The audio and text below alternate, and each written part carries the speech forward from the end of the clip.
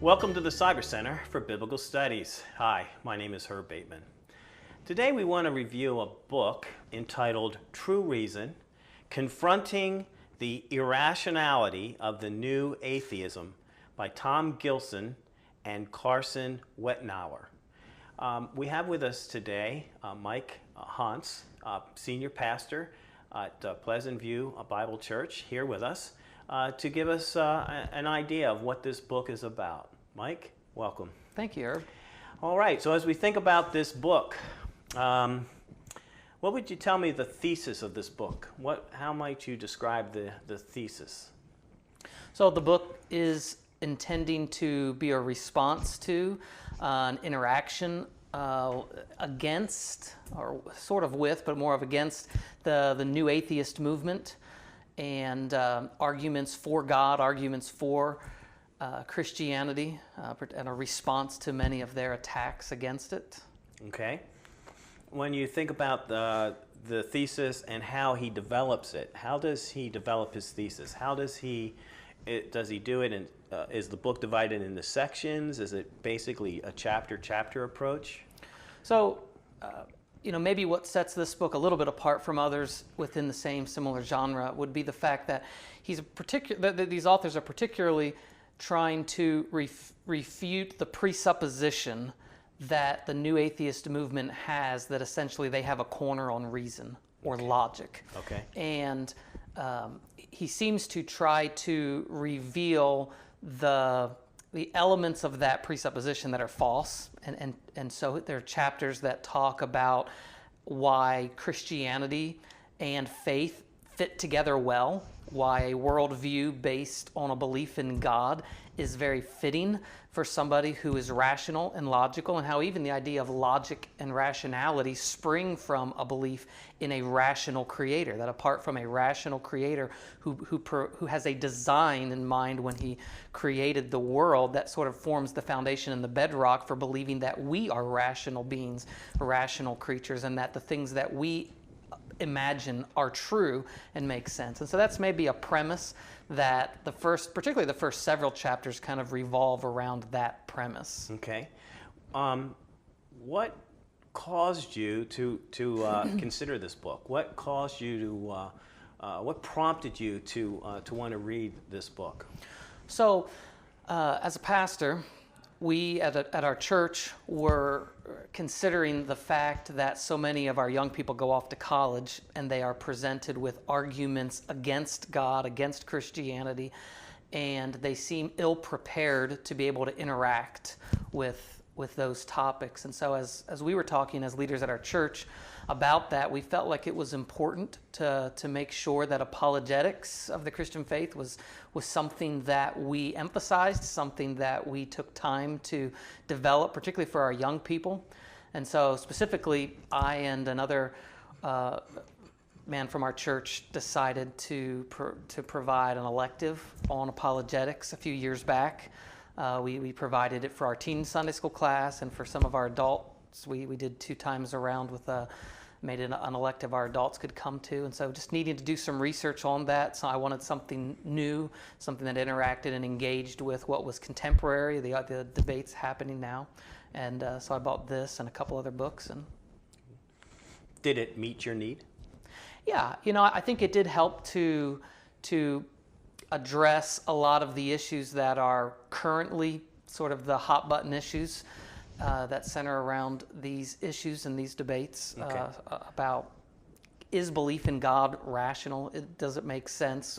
Is believing the Bible sort of blind faith and wishful thinking, or is it founded upon intelligent, rational faith? Okay. What would you say was the most insightful thing that you got out of this book? When you think back and having used it for this preparation for this class, what was the most insightful thing that you gleaned from it and were able to pass on? There were a couple things. I think one sort of short to the point thing in one of his opening chapters that struck me was he made the point, for one thing, I didn't know what the new atheist movement was. I had heard the term, and I was like, well, what's different about new atheism versus a classical atheism. And essentially what I gleaned was it really just has to do with their approach to arguing their case. They tend to be highly emotional. Their arguments tend to be very demeaning. They tend to use things like mocking, laughing at the opponents, ridicule. That sort of is their modus operandi, whereas classical atheists tended to try to engage more on here are the issues, let's debate, and let's assume well of the other side. And so, folks like Bill Maher and Richard Dawkins, Christopher Hitchens, these guys tend to be inflammatory on purpose. And one of the things that they brought up in one of the early chapters was, if in fact a person has a corner on the logic and the rational argument behind an issue, why resort to name-calling? Why resort to inflammatory speech? Why ridicule? Those are usually not tactics of somebody that has the upper hand when it comes to the sound argument. Those are usually sort of efforts to distract from the real issue, to keep people from really engaging in the issue, to sort of mock people so people don't want to consider Christianity because they don't want to get labeled as any number of things. And so I felt like that was a very good point to make for people who claim to be all about reason and intelligence and science. Their tactics would seem to betray that as not true. There were a couple other issues that he kind of goes off from that central thesis in some of the later chapters and sort of deals with topics. One topic he has a chapter on is the argument about, does the Bible promote genocide and the Canaanites in the Old Testament, and is God a genocidal maniac or not? And I thought I learned a lot in that chapter about some of the arguments that Christians are presenting against that, which are somewhat too complex to maybe go into in this forum, but just another way of looking at it and understanding. I'll use the term poetic. Maybe the level of literalism we've assumed in some of the accounts in Joshua and Judges maybe aren't what are intended to be seen there, and provides at least some evidence for another way of understanding that. He talks about the age-old argument of pain and suffering. How can God be both good and sovereign in light of suffering? And again, he made a point that I thought was well taken. He said,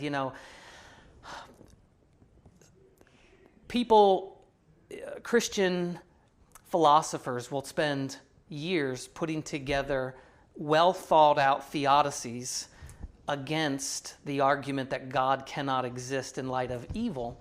And those on the other side, the atheists, seem to totally ignore those arguments. Over and over again, they'll throw out the same age-old questions, which have been provided, maybe not proved for sure, but well thought out answers have been given to those questions, and yet those same questions are trotted out as though they're gotcha, as though somehow there's nothing been written on that. And so I thought it was well taken that, it's helpful to, just as a simple response to somebody bringing up those arguments, ask them, well, I'm curious, what intelligent Christian writers have you read on this topic? Yeah. And if they have, then try to engage on those arguments. If they haven't read any, then it kind of reveals that they're not nearly as keen on their claim to being reasoned and well thought out as they seem to claim. Well, they need to do more research, but... Okay. Was there anything that you were disappointed in? Was there anything in the book you wish they had covered and they didn't?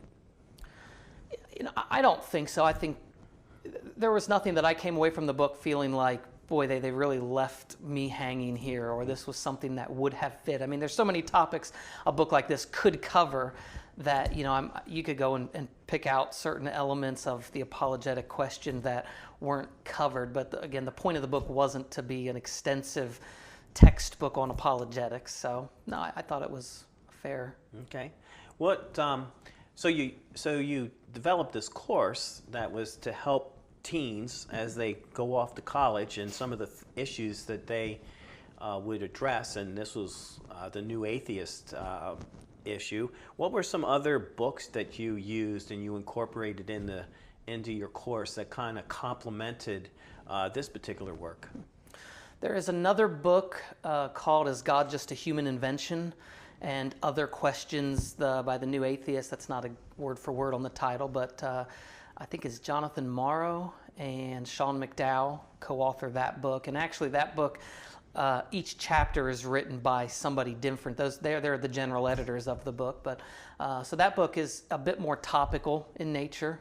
Okay. And then it provides a response by other theologians on why those topics are important. That was a book that read and used, a classic work that I've read many times, 2 or 3 times, would be Josh McDowell's Evidence That Demands a Verdict. Okay. And that's a book that I used again for this course. Now that's a rather older book, isn't it? Sure. Written in the late 80s. I was going to say 80s probably. Yeah. Okay. Well, Mike, thank you so much. Sure. For sharing this work, and particularly the way in which you've incorporated it to help teenagers as they're about to go off to college. What a great idea. And thank you for listening. And perhaps this might spur you on to think, how might I prepare my teens as they're planning on going off to college? Perhaps this would be a book to consider. As you think through how can I help my teenagers in my audience be better prepared to address the new atheism that they are going to confront in college situations. But in the meantime, I trust that you will walk with the King and be a blessing to everyone that you come in contact with today. Thank you.